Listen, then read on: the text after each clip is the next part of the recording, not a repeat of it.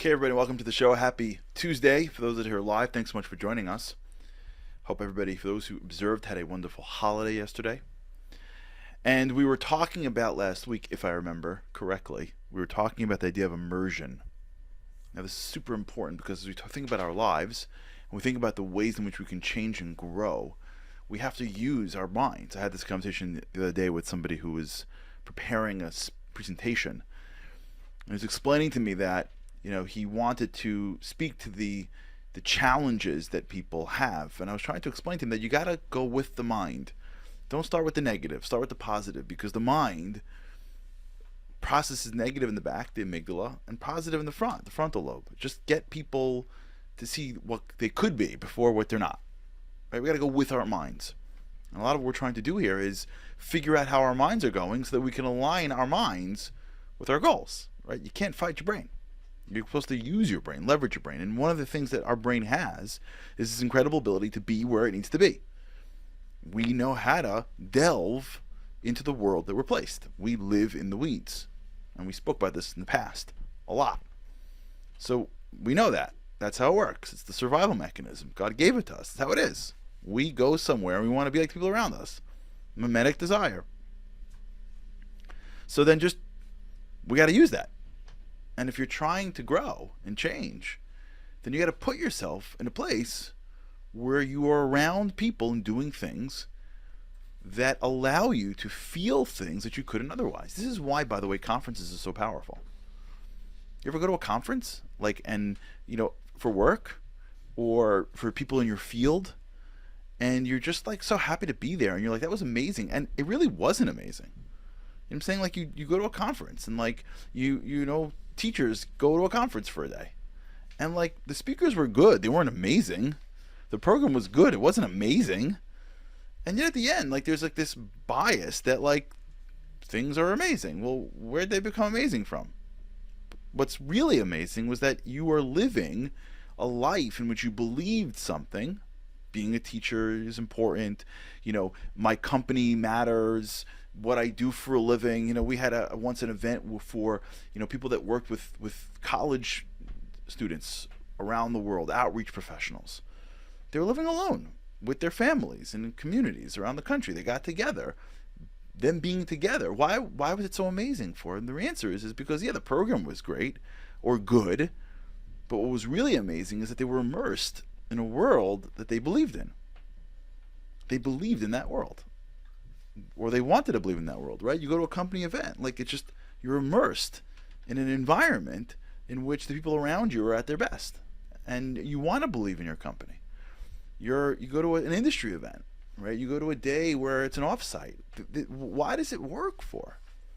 It's not a day off. It's because immersion, even in the smallest ways, has a big impact on you. And you got to know this, because you got to know how to manipulate it and use it and leverage it. Now, what if you can't run around going to conferences because you got a life? So, there's a great word that I saw being used. I haven't seen this 10 years ago, but they use it all the time now. It's called staycation. You know what a staycation is? It's when you stay home or stay local and you go on vacation. So you figure out, I'm from New York. A staycation for me would be go into the city. It's amazing.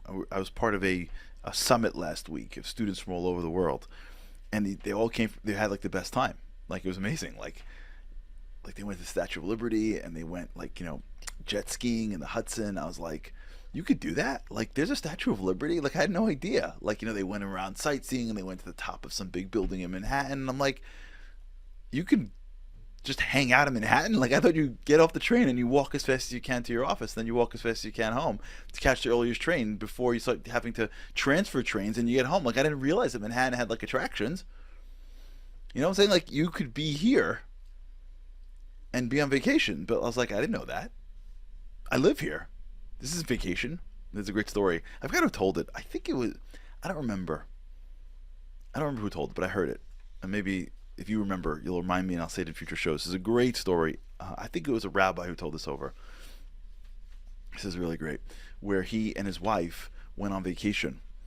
and they went to this like incredible island where you had private like huts that that like are like out into the ocean. Like you have to walk on like a bridge from the beach to this hut in which you sleep in on the water. Like, can you imagine how gorgeous, right? An island where there's no even cars.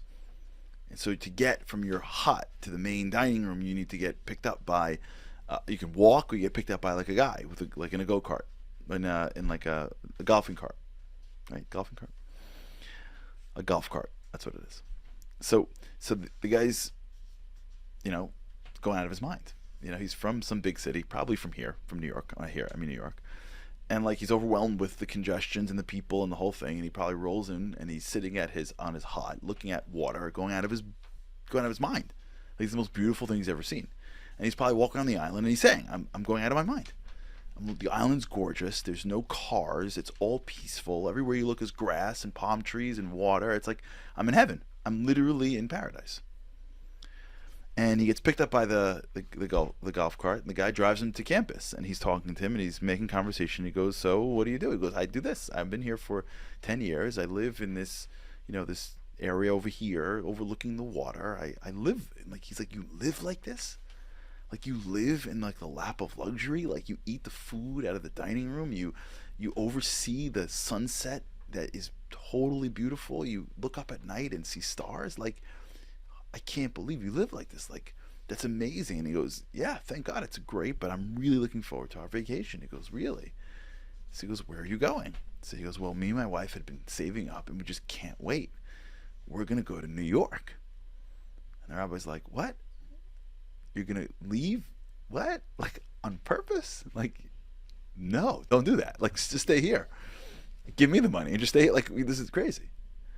And the whole time he's excited about the buildings and the people and the restaurants and the hotels and Broadway. And it dawned on the rabbi that someone else's environment is exciting to you.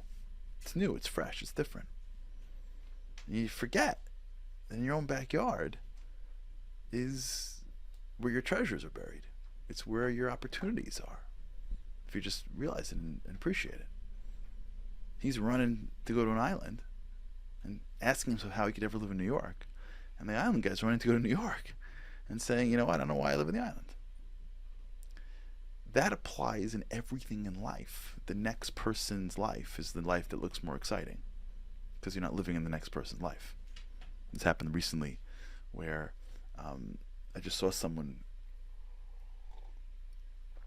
who I thought had it all, or did it all. And I realized there's a lot of shortcuts he took in his life. I just assumed that he did this the regular way. He didn't.